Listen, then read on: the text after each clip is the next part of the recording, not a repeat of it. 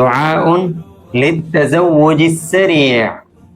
اللهم هب لي من لدنك زوجة صالحة وجميلة مرفوعا ذكرها في السماء، وارزقني منها ذرية صالحة وجميلة عاجلا غير آجل إنك سميع الدعاء.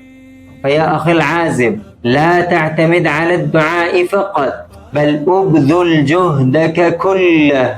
مثلا اضغط قدمي أبيك وقل له: يا أبي الحبيب، أرجوك أن تفكر في أمر زواجي. فإن لم يستجب لك توجه إلى أمك فقل لها: يا أمي العزيزة، زوجيني من فضلك. لا تنس أن تدعوني إلى زواجك. أرسل هذا الفيديو إلى جميع أصدقائك العزاب. شكرا جزيلا.